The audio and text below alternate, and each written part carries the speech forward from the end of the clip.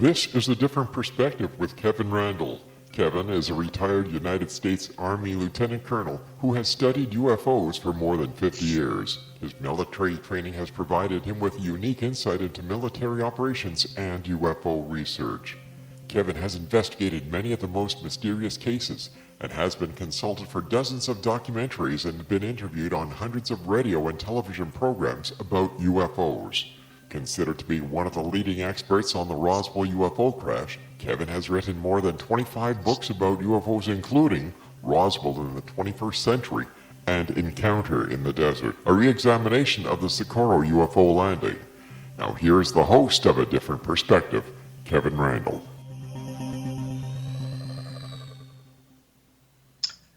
And welcome to this edition of A Different Perspective. I am, in fact, Kevin Randle. I'm going to be joined by John Greenwald. For those of you who do not know, and I'm sure there's many who really do know this, starting at the age of 15, John Greenwald Jr. was struck with curiosity that led off to a lifelong journey. First researching the UFO phenomenon, Greenwald began utilizing the Freedom of Information Act, FOIA, to hammer the United States government for answers, and he targeted every government agency to get them. As he waited for answers on this niche of the paranormal, he then branched off into investigate nearly every government secret imaginable. He was a sophomore in high school when he first started his trek in 1996, and he achieved or archived all his research on the website that became known as the Black Vault. I'm just laughing. A sophomore in high school in 1996. I mean, I was a high school sophomore like 30 years before that. It just kills me to say that. Anyway, I'm moving on here. Today, he has amassed well over 2 million pages of declassified records. His efforts throughout decades of research have been responsible for getting hundreds of thousands of pages that have never seen the light of day into the public domain. He has appeared on numerous television and radio programs, most importantly, A Different Perspective. Just thought I'd throw that in.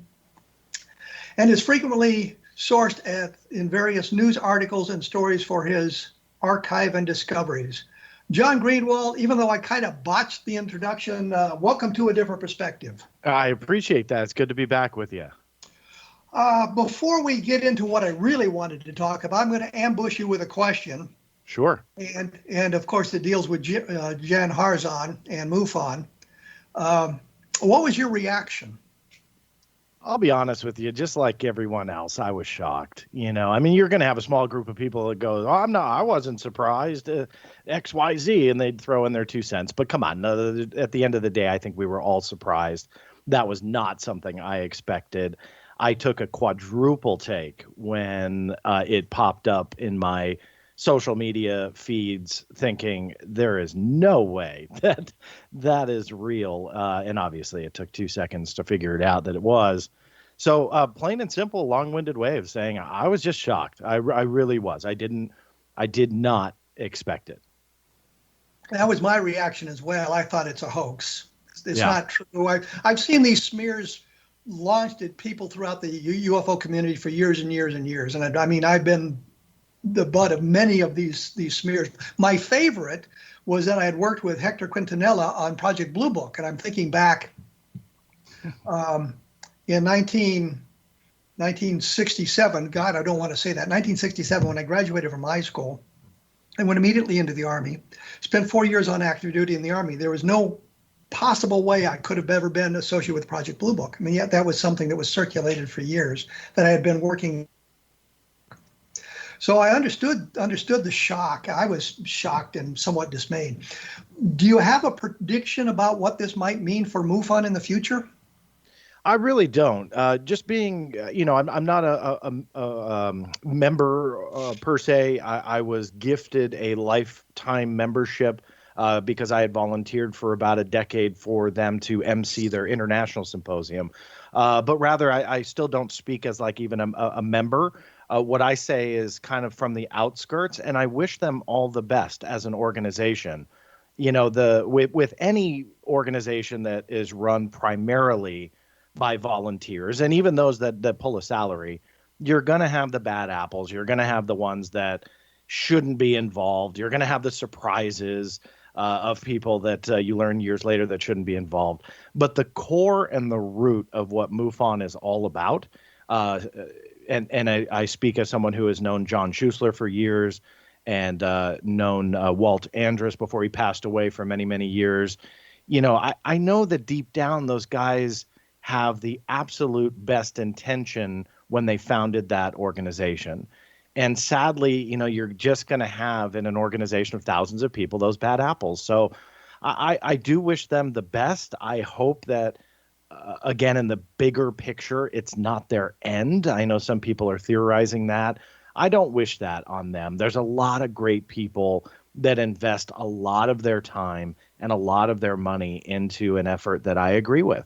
And so as, again, I consider myself an outsider looking in, I feel that they're a part of this bigger global effort to investigate this phenomena. And I do hope that they can make the proper changes that they need to make and move on and really focus on those large numbers of people involved that really do have their heart in the right place. Well, I will say one thing. I, too, am not a member of MUFON and never have been. And the reason I've never joined, excuse me, is my good friend Carl Lorenzen, who was the head of APRO. And in the late 1960s, Walt Andrus, who was a member of APRO, wanted to organize the field investigators in the Midwest so that, I guess, prevent duplication of effort and kind of coordinate where the investigations were going. Mm-hmm. He then split off from APRO, taking some of those people with him. So the genesis of MUFON was really a defection from APRO by Walt Andrus, and I've always felt sort of a resentment toward Walt Andrus and APRO, not APRO, but MUFON for that very reason, and I never joined. I have been to a number of the symposium, as you well know. Yeah. And I think that my contributions have always been a little bit more on the skeptical side, suggesting things about alien abduction, for example, that I don't think a lot of people wanted to hear, but I thought was important to point out. I will also say that when we were having the trouble with Stan Friedman over the Roswell case, and he was publishing a lot of things that were not true, and the MUFON Journal was publishing those things, Dennis Stacy always gave me, or Don Schmidt and me, the opportunity to respond in kind. And I always appreciated that from Dennis Stacy and thought we got a fair play in the MUFON Journal when Dennis Stacy was the editor. Mm-hmm. So I always kind of appreciated that. So my interaction, I guess, with MUFON has always been somewhat adversarial. Yeah, and I going back to the original days too. I mean, obviously you're gonna have that. You have a lot of essentially cooks in the kitchen that are gonna want to bake that pie a little bit differently. And fast forwarding through the years, you actually have that with MUFON as well, where people disagreed with MUFON as an organization and broke off and created their own. A prime example is right here in my home in Los Angeles, where MUFON Los Angeles had broken away. I don't know all the details, and I'm not going to pretend I do. But what I do know is that they broke away and created a different organization, not affiliated with MUFON. But I think that it was a nice enough relationship where, from what I understand, they would share speakers, because a lot of times I would lecture for both like MUFON Orange County and what used to be MUFON Los Angeles. So they would kind of piggyback bringing in a speaker, whether it be from the East Coast or here locally and so on. So you're going to have that a lot, I think, where again, people are so passionate about this. And I go back to the too many cooks in a kitchen analogy, that they just have their certain vision. And when a organization doesn't really align with that, they break off and form their own. And we'll see it, we'll see it again and again, I'm sure. I was a little disappointed as they moved toward the new age. At one point, I know Walt Andrus had said they needed to expand the membership base and thought bringing in new age people would be helpful to the organization. And I always thought that might not have been the best move to have made. And then, of course, the symposium where they were doing the secret space program and brought in some speakers who were clearly not reliable. Yeah, 100% on board with you there. That was when they, and I hope you don't mind me saying the names, but that was when they brought in like people like Corey Good, who really have, in my book, very low to zero credibility, not to be too harsh, but just really kind of no credibility. So yeah, that was actually after I had emceed for them for quite a few years, and I was very surprised to see that on the roster when they started doing that, and that was discouraging. It really was. I'll fully admit that I am glad that I wasn't emceeing at the time. There was no connection to me not doing it. It just I think that they knew that I had done it for a long time, and I didn't expect to do it indefinitely. And so they started having other MCs or rotating people that would introduce the speakers. But yeah, that one stuck out to me. That Secret Space Program one, I'm shocked. I'm not sure who made the call on that. But that does tie into where I'm saying that they need to make the proper changes, not only with maybe vetting their upper echelon a little bit, but on top of that, the direction. Because I agree with the new agey stuff. That shouldn't be involved in a scientific based organization that's, in my mind, should be focusing more on nuts and bolts. But let's take a quick break here because frankly, I have to. My blog is www.kevinrandle.blogspot.com. And of course, John's is www.theblackvault.com, the Black Vault being one word, all lowercase. So you can take a look at his 2 million pages of documents there and see what all has been hidden from us over the years by the government about UFOs. And I also want to thank all those who've bought a copy of The Best of Project Blue Book, which has been up and down on the Amazon bestseller list. And I always say, please, write a review, because that stuff really kind of helps. We will be back right after this with John Greenwald, and we will be talking UFOs and some other activities. So please stick around.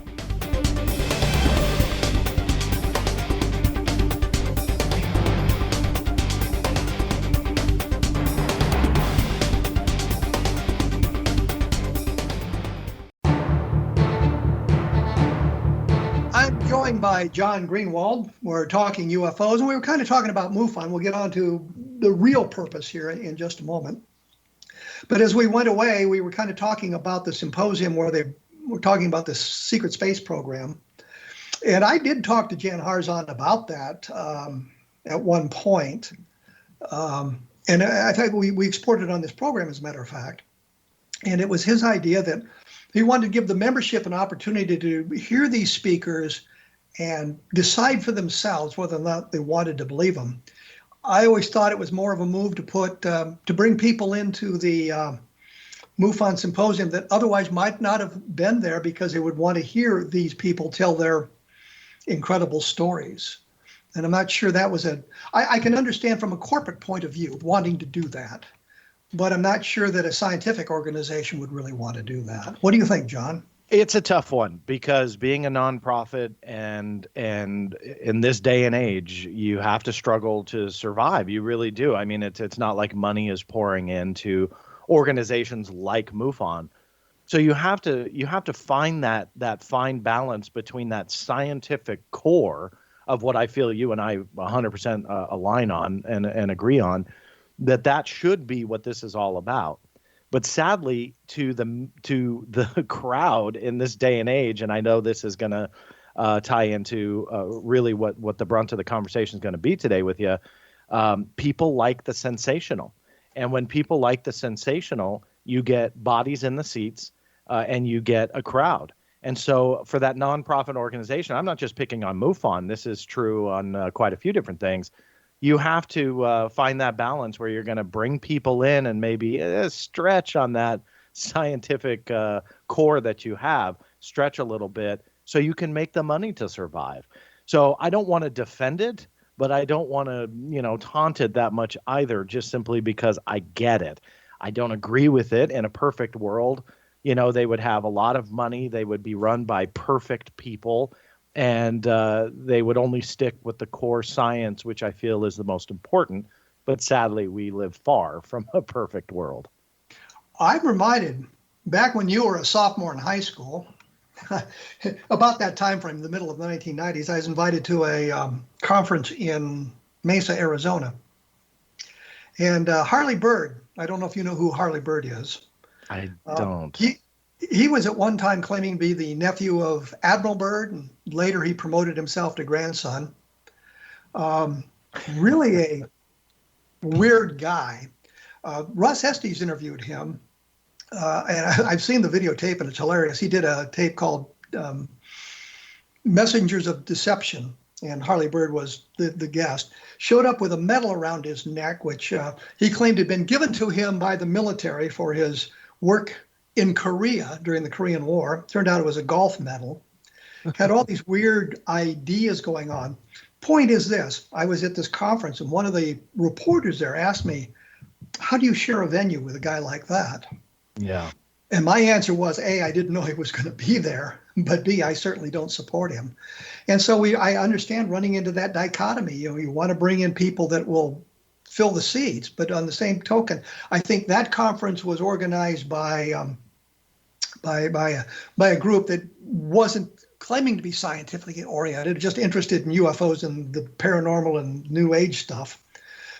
But the mission of MUFON was supposedly scientific investigation of this, and they seemed under the tutorship of Harzan to have moved into a more, this is a corporate world, how can we increase our revenue streams as opposed to let's follow the scientific method. Yeah, I don't know 100% that's definitively what it was, but I would absolutely bet money that is what it was. That he was very, other than the controversy, but he was a very business-minded individual. I mean, I had met Jan probably first time, gosh, maybe 15 years ago, well before he was actually a international director. He was part of the MUFON organization in Colorado, where the symposium used to take place every year. And so I had met a lot of the people that were involved there, and at the time he was, part of that local chapter, but not known on a national scale. But I think that was really his strong suit, was that he was able to understand what they needed to do financially. So again, not defending the action, but I would bet money that is what he wanted to do. Rely less on the quality of the information and rely more on the quantity of people that were going to come in and pay those ticket fees.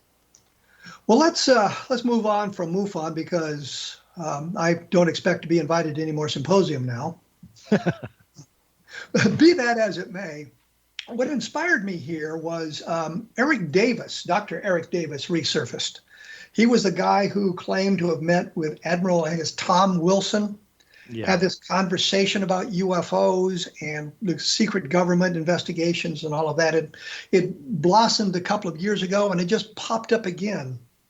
And I did a column, a posting on my blog, and I'll say a name again, www.kevinrandle.blogspot.com, about this.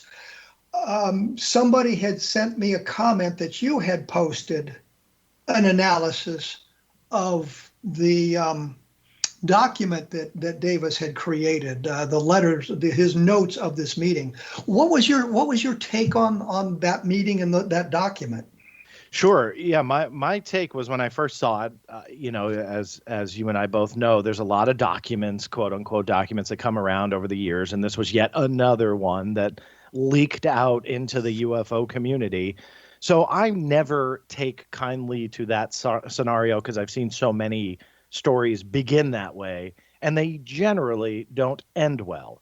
So when this came across my desk, I don't approach things biased, where I go, okay, this is a hoax, I'm going to prove it. I'll look at it and I'll try and give it the benefit of the doubt that maybe it's legit. But when you look at the notes, to me, I honestly stayed away from it for quite some time, probably close to a year. And a lot of people kept asking me during radio interviews, during Q&A and call-ins and stuff, and even on my own show. And I do a live broadcast on my YouTube channel a lot, where people call in and ask questions. And I kept getting asked. And I said, okay, I'll sit down. I'll really go into it and dissect it, the history and so on. Because if I dive into something like that, I really try and leave no corner unturned and no stone unturned, and really just dissect everything. So to go back to your question, when I started doing that and creating a online presentation to just kind of give the backstory and the root story and what can you find and attempt to authenticate this with, it struck me going through it that it had resembled a television or movie script scene. And what I mean by that is when you create a script, I worked in television for quite a long time and wrote quite a few of these for History Channel and Discovery Channel, including fictionalized accounts, because we did a lot of recreations. And when you do that, you got to create a script. You got to set the scene. You got to name your characters. You got to have dialogue and so on and so forth. And I didn't initially think that, but as I was really kind of dissecting every letter of this thing, I realized that is exactly what it looks like. And reading through it, now I want to preface this by saying it's very amateurish, meaning like to me, as someone who has worked in a what's called a supervising producer role, you get a lot of people in television that want to write. And what they do is they take stabs at writing a scene or what they call an act, and they'll give it to you as a supervisor just to kind of vet for them. They want to hone in on their skills, and obviously as a supervising producer, I was writing the episodes.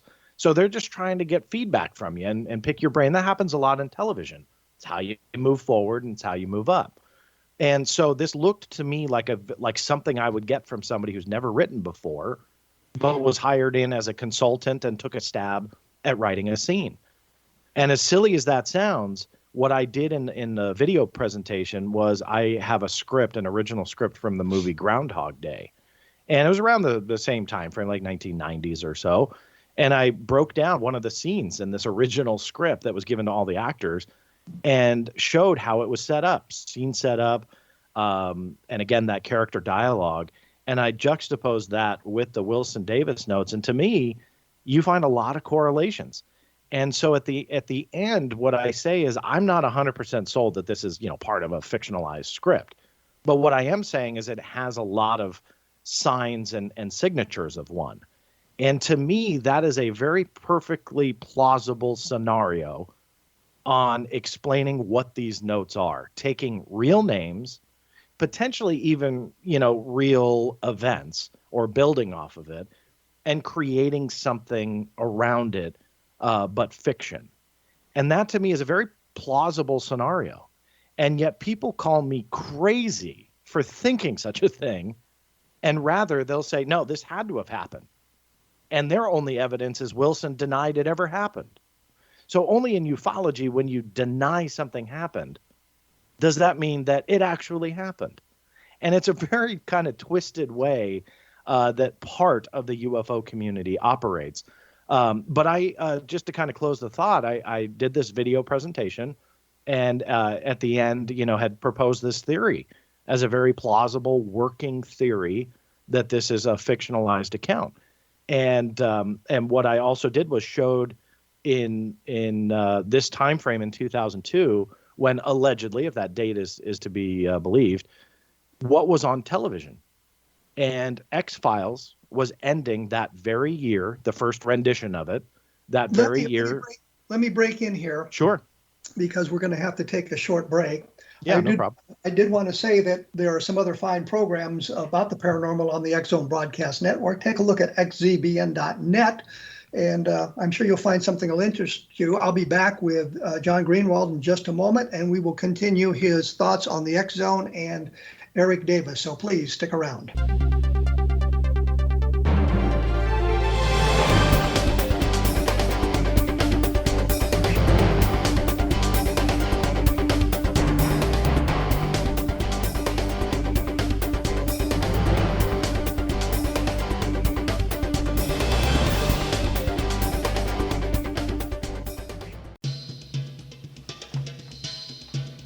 It strikes me that every time we get the conversation going well, we have to break off. I'm with John Greenwald. We were talking about Eric Davis and his notes about his meeting with Admiral Wilson and the resemblance to a TV script. And when we left, John, you were saying that it was about the time X Zone, the X-Files was ending. That's so right. Carry on from that point. Yeah, no, earlier in that year, again, if that date is to be believed, and there's some supporting evidence that this was, if it was written, likely was around that time frame with, again, tying back to some other historical points, which we can get into. But That being said, I operated that part was that date in 2002 was when it was written. X-Files was coming to an end earlier that year. And what I also did was researched other paranormal programs that were on at the time, one of which was called Fact or Fiction, that was hosted by Jonathan Frakes from Star Trek, the Star Trek fame. And I'm not saying that this was tied into that show, but what I'm saying is what's popular and at this time frame. And that show premiered about a month or two within the notes were again allegedly written. And the premise of this show was they would tell 5 paranormal based stories within an episode. Only some of them were real. The majority of them were fictionalized. And it was up to you as the viewer to figure out which were fact or fiction. And that was really kind of what was popular at the time. Now, again, working in television for quite a long time, this is something that I call what we called in television the next Dog the Bounty Hunter. And the next Dog the Bounty Hunter, what that was a tie-in to the reality show Dog the Bounty Hunter and the immense popularity behind that. And it caught everybody in the industry by surprise on how well that show did. And what I mean by quote unquote the next Dog the Bounty Hunter was every executive. It didn't matter if it was A&E or History or Discovery Channel. It was essentially at that time frame they were looking for the next Dog the Bounty Hunter. And that's how I tied this in. That if you look at what's on television and what was being fictionalized, this really did coincide with that from not only a visual aspect that it looked like a script, but also would make sense that a show would take real elements like that fact or fiction show, real elements from real life with real people, and then put that into a show. And again, that's not a stretch. That was actually on television at the time that these things were written.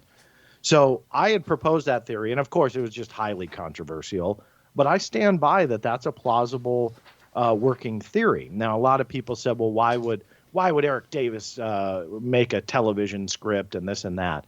And this then paves the way to a lot of assumptions that people are making. I never said Eric Davis wrote it. So you have to think out of the box when you look at stuff like this, because who said he wrote it? He's never admitted it. I've written him multiple times, and I'll say I get read receipts, so I know he got my emails, but he never responds. I don't think he cares for me too much. But Well, he has given no comments, and that's as far as he'll go. Well, let me say this. I first learned about him, I guess, after he appeared on Coast to Coast or one of those shows. And he was talking about real UFO crashes. And he was giving a list of some that he believed were authentic or he knew were authentic. And one of them was the Del Rio crash. Mm-hmm. And this is the one that sent me spinning out of control because I'm very familiar with that. It all comes down to a single witness, Robert Willingham, who claimed to be an Air Force fighter pilot, retired Air Force colonel. He was neither a fighter pilot nor a colonel. His military career spanned 13 months, and he ended up as an E4, a very low-ranking enlisted soldier. He was in the military from December of 1945 through, I think, January of 1947, 13 months, and claimed to be a veteran of World War II. Well, he joined the Army after the shooting had stopped, but the war was not declared over until the middle of 1946. And so he legitimately could claim to be a veteran of World War II. But nobody had ever vetted the guy. And he was the one that gave us the Del Rio crash information. And as I was working on Crash When UFOs Fall from the Sky, I was looking back into this case because I'd published it in an earlier book I'd done about UFO crashes. And everybody believed him because he was a colonel, had an affidavit. Mm-hmm. But it turned out that he had been in the Army, not the Air Force. The other thing that I noticed, I found his FAA pilot's license. He was a private pilot. I know of no military pilot who's ever gone through the process of getting a FAA license who only got a private pilot's license. We all got commercial licenses, and all we had to do was take a 50-question test on FAA regulations. They figured if you could establish that you'd been a military pilot and you had the requisite 200 hours of flight time, and when I went in to apply for mine, I had like 1,500 hours, of which 1,200 was combat flight time. Didn't question that, presented my records, spent 30 minutes taking the test, got a 75 on it, not a really high score, but who cares? I passed. So every pilot I know, there's no reason for a military pilot to have only gotten a private pilot's license. Ergo, he was not a military pilot. The only pictures we have of him is in a Civil Air Patrol uniform. Civil Air Patrol is a wonderful organization. It's an auxiliary of the Air Force. They provide valuable search and rescue efforts and have an organization for training youngsters in aviation and getting them interested in a career in the Air Force. But when Davis said he believed he was talking about the Del Rio crash being real, I knew it wasn't, because there's only one source. It was Robert Willingham, and he provided no evidence, and he changed the story like 5 times, from the date to the kind of aircraft he was flying and all these sorts of things. So at that point, I realized the story wasn't true. So I posted that on my blog. And then somebody, as I said, put the note up about your theory, and he thought it contradicted my theory. And I said, no, I'm just saying Eric Davis is not telling the truth about this. You were providing a interesting alternative of why these notes had surfaced. Right. And to go to Dr. Eric Davis, if you don't mind me adding this, and I do want to preface my point here by saying I have reached out to Dr. Davis multiple times. I know I mentioned it about the Wilson documents, but even reached out to him to try and get an interview, because he has a history of saying and posting, both in lectures, it sounds like. I think you said that was a lecture that he said that Del Rio crashed, but also posting online and social media. He's active in UFO groups and so on. He has a history of posting erroneous information. Provable, not a difference of opinion. It's not John Greenwald being a meanie. It's stuff that he is posting that is wrong. And I'll specifically hone in on Freedom of Information Act stuff, that he was indirectly taking shots at me and saying that I would never find anything, nor anybody, through the Freedom of Information Act when it comes to AATIP, because classified information remains classified for 25 years and it will not be reviewed prior to that. That is 100% verifiably false. And I had responded very respectfully and said that is not true. And he's posting it in public. This wasn't like a private exchange or anything. And why I get passionate about that is, although the FOIA is definitely comes with its shortcomings, it works to a point. But it works. You can get information. I have more than 2 million examples that I can show you that you can get information.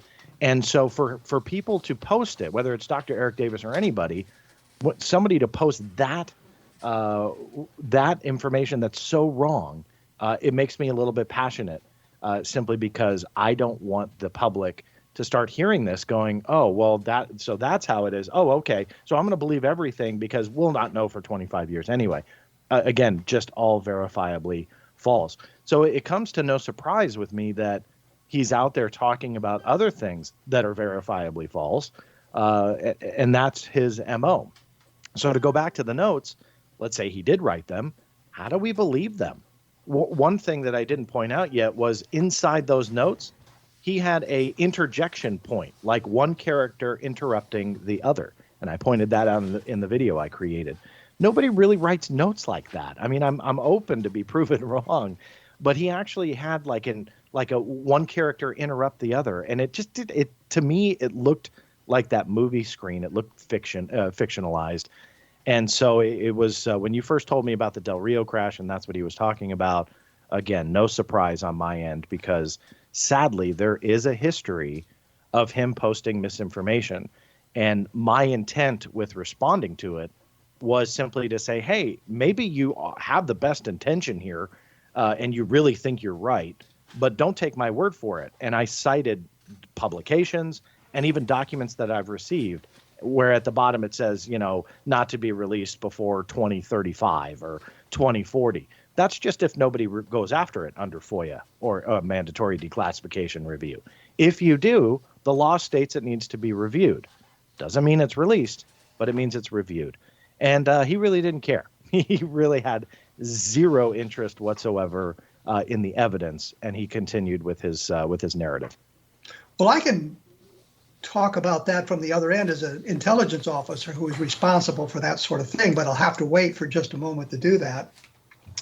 I'm here with John Greenwald. John, what's your latest book? It is Secrets from the Black Vault. Okay. I will be back with John Greenwald. We will finish up with Eric Davis and our discussion on UFOs right after this. So please stick around.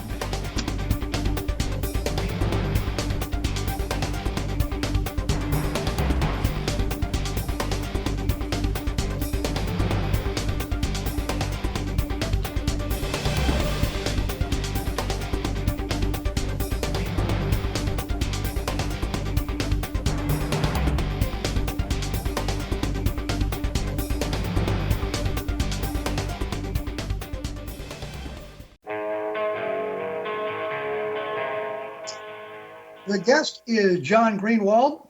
We're talking about Dr. Eric Davis. John is the proprietor, the host, the owner of The Black Vault. You can find it at www.theblackvault.com with his literally millions of pages of UFO-related documents. When we went away, we were kind of talking a little bit about the process of declassification and how long things remain classified and that sort of thing. And I know I worked on it from the military end as an intelligence officer in both the Army and the Air Force. And you would see documents stamped secret declassify at 3-year intervals, which means after 3 years, that document automatically became confidential. And 3 years after that, it became unclassified. There was a period of time for its declassification. Top secret was a little bit different. You had to review it before it was declassified, although they could specify a period of time when it would no longer be of importance. Classifications were based on how much damage the document could do to the security of the United States. And so it's that sort of thing that was going on. But to suggest that you cannot get something through FOIA, we learned about moon dust through FOIA. Robert Todd had queried the State Department on a number of UFO-related matters through FOIA, and they inadvertently sent him a lot of documents labeled moon dust, and that was how we learned that moon dust existed and had a UFO component. So that's real problematic. But as I say, the problem I ran into is someone who was as far inside as he supposedly was, should have known the truth about Del Rio. Or about the basic fundamentals of classified information, like yourself. I've lived this stuff for decades, but you actually know it because that was your job. You did that. I don't. I learned it from the sidelines. But he touts that he's got his security clearances and so on. I would think that he wouldn't be disseminating that information, not only the Del Rio erroneous stuff, but about classified information as well. Like, why wouldn't he have that knowledge? And that always confused me. And I'm not sure what the right answer is.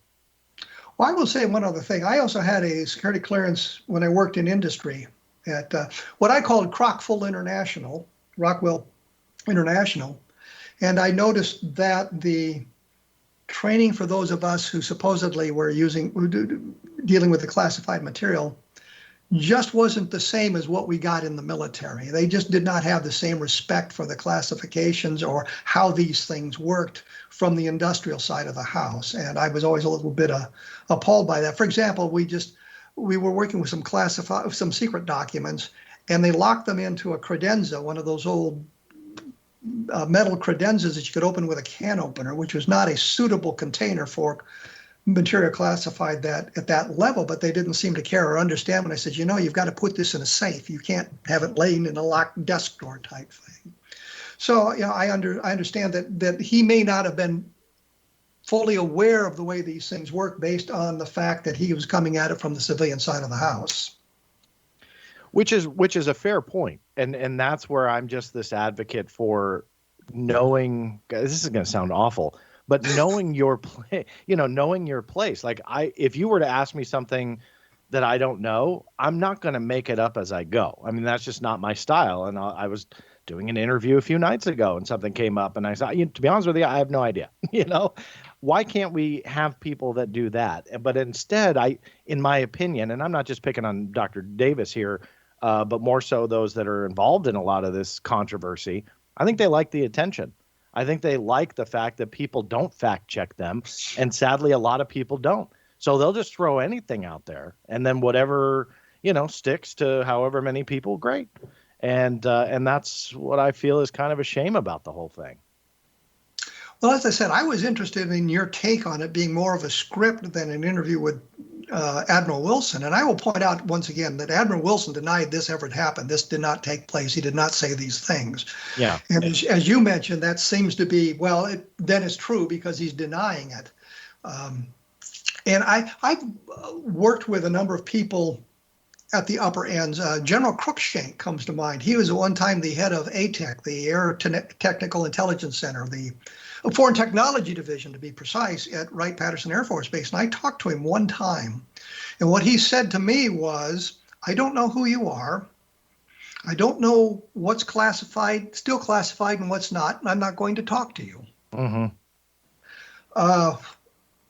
So we didn't get anywhere in our conversation, but the point simply is people who rise to that level, to flag rank as it's known, are very cautious about what they say and who they say it to. And I had a very hard time believing that Admiral Wilson would be talking that freely to somebody about this sort of material. Yeah, and I think we're coming up to the end of the show, but I'll say this really quickly because you nailed it right there. And even though I have this fun working theory about a fictionalized script and so on, the common sense way to look at it is, let's just say Admiral Wilson looked into a special access program, and let's just say it existed, and let's just say it dealt with aliens, and let's just say all of that was true. It would be one of the more highly classified programs that existed. The mere knowledge that it existed would in of itself be a classified nature. It's like the F-117 stealth fighter before it was acknowledged. You may not have been able to draw the blueprints, but you couldn't go around talking about the F-117 stealth because, again, that mere existence was classified. And so I just don't see that someone of Admiral Wilson's level would go to a car in Las Vegas, talk to someone like Dr. Eric Davis, and start spilling the beans about the classified nature of the special access program. And then on top of that, start whining how he didn't have access to it. I just don't see any of that playing out in reality. On a big screen or small screen, yeah, I could see that. I could see someone put together a scene like that to make it, sound interesting and pull in Roswell and MJ-12 and alien bodies and crash retrievals, all of which are in the Wilson notes. Throw it all in there into that scene, and you have this kind of, dark alley kind of meeting, deep throat kind of thing going on in Las Vegas. Fictionalized, I can buy it, but Admiral Wilson actually doing that, I just don't see it at all. Well, that's one of the problems I have with some of the Hollywood productions is they do not understand the military protocols and seem to have no desire to learn the military protocols. And they do things that are just really dumb. And the one thing I think of immediately is in the Project Blue Book on the History Channel, Mimi Heineck walks into the offices of Project Blue Book. They don't bother to stop her. She walks back into it. I cannot see any situation in which a civilian, even the wife of J. Allen Hynek, who was their consultant, would be able to do that. She would not have gotten past the secretary or the receptionist. She would not have gotten in there unless Allen took her in there himself. And I think he'd be very reluctant to do something like that. I think that plays a role in the belief in the Wilson documents, these fictionalized accounts that if it's on TV, it has to be real. And they translate that has to happen and has to be real in Project Blue Book. So therefore, Admiral Wilson definitely would have sat in the car and talked to Eric Davis. Because again, I think it just kind of It blurs that line from what would have actually happened versus what we want to believe may have happened. And it's something I call the I want to believe syndrome. They sacrifice all that logic and common sense way to look at it and exchange it for the blind belief that this happened. And I go back to that fictionalized script theory. That's a very plausible explanation. I'm not going to bet my house on it, but that's a very plausible explanation. But to see people's reaction to that, and they go, no, John's crazy. No, there's no way that this was a movie script. Well, the alternative is a lot more crazy, but to them, it's perfectly acceptable. It's perfectly acceptable to say that a military man like Thomas Wilson is nothing but a liar when he denies that it happened. And they fall back on, well, it's really classified, so that's what he would say. And we can't operate that way. Ufology doesn't have the respect to start throwing around an accusation against a former J2 saying, I know you were in the backseat of that car, you liar. You can't do that. But to accept the notes, you have to make a case that Admiral Wilson is a liar. And I'm not going to try and make that case because I don't believe he is. But sadly, that's what some people believe. And I haven't seen any credible evidence at the end of the day that proves any of this is legit. Well, John, we've run out of time for today's show. And I say today's show because next week my guest will be John Greenwald, and we will be talking about the AATIP program and some other aspects of classified UFO programs and what we can learn about that. We planned it out this way so that it's just not a mistake. We've planned it this way for the last couple of weeks. John's book, you said your latest book is? Secrets from the Black Vault. Just came out in April. It's all about declassified documents that literally rewrote history. And his website, of course, is www.theblackvault.com. I will have additional information up and some links to other of my postings and other sites that might give you some information about Eric Davis and Thomas Wilson and about this sort of thing on my blog at www.kevinrandle.blogspot. We'll try that again. www.kevinrandle.blogspot.com. Got tripped up in my own syntax there. What can I tell you? And as I say, next week I'll be joined by John Greenwald, and we will be talking about the AATIP program, and I will have other information available at that time as well. So you've been listening to A Different Perspective on the X-Zone Broadcast Network. Keep listening at xzbn.net, or as they say in Canada, xzbn.net. Thanks for tuning in.